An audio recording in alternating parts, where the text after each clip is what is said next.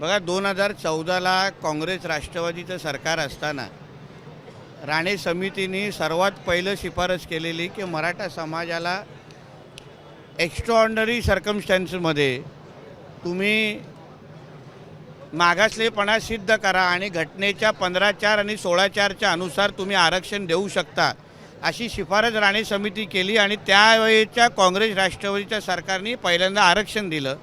मग त्यानंतर जेव्हा देवेंद्र फडणवीस आणि उद्धव ठाकरेंचं म्हणजे शिवसेनेचं सरकार आलं, मग तेव्हा गायकवाड समिती स्थापन दिली। त्या गायकवाड समितीने पण मागासलेपणा सिद्ध केला आणि 15(4) आणि 16(4)च्या अनुसार आरक्षण दिलं।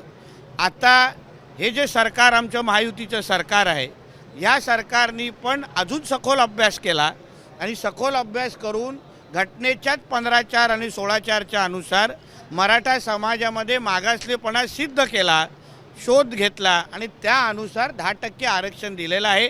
मला असं वाटतं मराठा समाजासाठी हा फार मोठा दिवस आहे, कारण का जी मागणी आर्थिकदृष्ट्या जे मागासलेला समाज होता त्याला नोकरी आणि शिक्षणापासून आतापासून आरक्षण मिळणार आहे। म्हणून ह्या दिवसाचा आपण समाज मराठा समाज म्हणून जल्लोषच करायला हवा असं मी आवर्जून समाजाला सांगेन। सर्वात मोठं आव्हान आहे की कोर्टात हे आव्हान टिकलं पाहिजे। कोर्टात एक लक्षात घ्या, ज्या सरकारमध्ये देवेंद्र फडणवीस साहेब असतील तेच तो सरकार आरक्षण टिकवणार, हे लक्षात घ्या। गेल्या सरकारमध्ये पण देवेंद्र फडणवीस साहेब मुख्यमंत्री होते, आरक्षण टिकून दाखवलं। मध्ये महाविकास आघाडीच्या सरकारमध्ये देवेंद्र फडणवीस साहेबांचा विरोधी पक्षामध्ये होते, आरक्षण टिकलं नाही। आमच्या महायुतीच्या सरकारमध्ये देवेंद्र फडणवीस उपमुख्यमंत्री आहेत, हे सरकार आमचं आरक्षण टिकवून दाखवणार। पण ज्या पद्धतीने अबू आझमी आहे त्यांनी ते विधेयक पडलेलं आहे, मुस्लिम समाजाच्या आरक्षणासाठी देखील त्यांनी मागणी केली। मुस्लिम समाजाला धर्माच्या आधारे आरक्षण मिळणार नाही। हे असेच लोक मुस्लिम समाजाला वर्षानुवर्ष टोप्या घालत बसले आणि म्हणून मुस्लिम समाजाची ही अवस्था आहे। तुम्ही कधी धर्माच्या आधारे कधीही आरक्षण मागू शकत नाही, हे यांनाही माहिती आहे। ते का नाही? मुस्लिम समाजामध्ये जो पसमंदा जात आहे, जशी ह्याच्यामध्ये आम्ही मागासलेपणा शोधलं की नाही, तसं पसमंदा जात ही जे अगर मागासलेला असेल, ह्याच्यामध्ये गरिबी असेल, तर तुम्ही पसमंदा मुसलमानांसाठी तुम्ही आरक्षण मागा ना।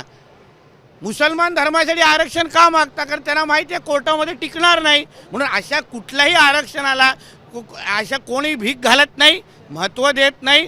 त्यांनी आरक्षणाचा ड्राफ्ट फाडण्यापेक्षा अबू आझमींनी स्वतःचा फोटो फाडला असताना मुस्लिम समाजाने फटाके लावले असते। तुम्ही काल एक ट्विट केलं होतं की येणाऱ्या काळात तुमचा आणि माझा बॉस एक असेल, विजय वडेट्टीवार यांना बोलला होता। आज विरोधी पक्षनेते म्हणून त्यांनी हे आरक्षण एकमताने संमत केलेलं आहे। म्हणजे आता माझ्या ट्विटला अजून महत्त्व मिळालेलं आहे, माझ्या ट्विटला अजून महत्त्व मिळालेलं आहे आणि समाजदारों को इशारा काफी होता है। आमच्या बॉसनी काय सांगून ठेवलं, आगे आगे देखो होता है क्या।